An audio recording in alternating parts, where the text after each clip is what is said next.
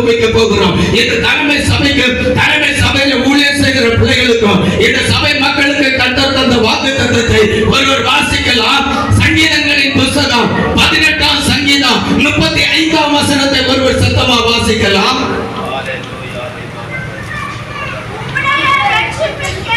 உம்முடைய ரட்சிப்பின் கேடகத்தை எனக்கு தந்தீர், உம்முடைய வலது கரம் என்னை தாங்குகிறது, உம்முடைய காருண்யம் என்னை பெரியவனாக்கும். கரங்களை தட்டி ஒரு 3 அல்லேலூயா பரலோக அதிர்வெளி சொல்லுங்கள். அல்லேலூயா அல்லேலூயா அல்லேலூயா. உம்முடைய ரட்சிப்பின் கேடகத்தை எனக்கு தந்தீர். எனக்கு அன்பான கர்த்தருடைய பிள்ளைகளே, நாம் எப்ப இயேசுவை சொந்த இரட்சகராக ஏற்றுக்கொண்டு ஆண்டவருடைய ரட்சிப்பை பெற்று பரிசுத்த ஆவியில நிரம்பினோமோ, பிதா குமாரன் பரிசுத்த ஆவியின் நாமத்தில் மூழ்கி ஞானஸ்நானம் பெற்றோமோ, அப்பொழுது ஆண்டவர் நமக்கு ரட்சிப்பின் கேடகத்தை தந்து விட்டார். அல்லேலூயா. கேடகம் என்றால் என்னங்கிறது உங்களுக்கு தெரியும். ராஜாக்களும் பிரபுக்களும் அதிகாரிகளும் யுத்தத்திலே பயன்படுத்தி தங்களை பாதுகாக்கிறதற்காக, எதிரிலே வருகிற வீரர்களை வெட்டி வீழ்த்துகிறதற்கு பயன்படுத்துகிறதற்காக பயன்படுத்திக் கொள்ளுகிறது தான் கேடகம். அல்லேலூயா. அந்த கேடகத்தை ஆண்டவர் உங்களுக்கு தந்து விட்டார். இனி எந்த சத்துருவை கண்டு நீங்கள் பயப்பட வேண்டியதில்லை. இந்த ஜீவிக்கிற கிறிஸ்துவின் சபையில் இருக்கிற தலைமை போதகராக இருந்தாலும் சரி, உடன் பணிபுரிகிறவர்களாக இருந்தாலும் சரி, இந்த தலைமை சபையில வந்து தேவனை தேடி ஆராதிக்கிற தேவனுடைய பிள்ளைகளை, நீங்கள் ரட்சிக்கப்பட்டது உண்மையானால் தேவன் உங்களுக்கு ரட்சிப்பின் கேடகத்தை தந்திருக்கிறார். அந்த கேடகம் உங்களை சூழ்ந்து பாதுகாக்கும். ஒரு தீய சக்தி உங்களை தொடாதபடி ஆண்டவர் பாதுகாப்பார். அல்லேலூயா. ஆபிரகாமை பார்த்து சொன்னார் ஆண்டவர், நீ பயப்படாதே, நான் உனக்கு கேடகம் மகா பெரிய பலனுமாக இருக்கிறேன் என்று. நீங்கள் பாருங்கள், ஆண்டவர் உங்களை பார்த்து சொல்கிறார், நீங்கள் பயப்படாதீர்கள், நான் உங்களுக்கு கேடகம் மகா பெரிய பலனுமாக இருக்கிறேன். அல்லேலூயா.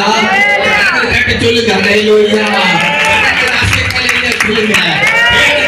கர்த்தரே கேடகமாக இருந்து உங்களை பாதுகாப்பார், எல்லா சத்துருக்களையும் நொறுக்கி அழித்து தேர்ந்தருவார். அல்லேலூயா. அடுத்து கீழே சொல்லப்பட்டிருக்கிறது, உமது நீதியின் வலது கரத்தினாலே என்னை தாங்கினீர். அல்லேலூயா. ஆண்டவர் தம்முடைய நீதியின் வலது கரத்தினாலே நம்மை தாங்குகிறார். நாம் நீதி உள்ள தேவனுடைய பிள்ளைகள், நாம் நீதி செய்து வாழுகிறவர்கள், நாம் நீதினாலே கர்த்தரை தரிசிக்க போகிறவர்கள், நீதினாலே கர்த்தருடைய ராஜ்யத்தில் பிரவேசித்து நீதியின் வஸ்திரத்தை தரித்து மணவாளனாகி ஆட்டுக்குட்டியோடு மணவாட்டிகளாக விருந்து புசிக்க போகிறோம்.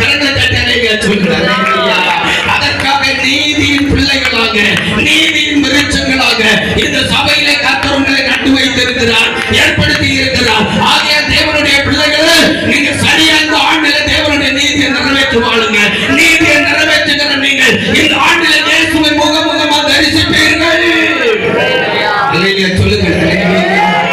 தீர்க்க தரிசனமா சொல்லுகிறீர்கள். நீங்க எடுத்து யாரெல்லாம் இயேசுவை பிடித்து தரிசிக்கிறீங்கிறது உங்க கையில தான் இருக்கிறது. ஆண்டவர் சொல்லுகிறத சொல்லுகிறேன். ஆண்டவரை தரிசிப்பீங்க. தேவனுடைய நீதியை செய்து வாழ்ந்தா இந்த ஆண்டுல தேவன் உங்களுக்கு தரிசனமாவார்.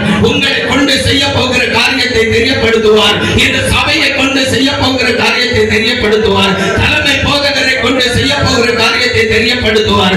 நீங்கள் இந்த தேசத்தில் எப்படிப்பட்ட ஜனங்களாக வாழப்போகிறீர்கள் என்கிறதை தெரியப்படுத்துவார். தேவனுடைய ராஜ்யத்தில் தேவன் உங்களுக்காக ஆயத்தப்படுத்துகிற மகிமையின் மாளிகை என்னதென்பதை உங்களுக்கு தெரியப்படுத்துவார். அல்லேலூயா. அல்லேலூயா.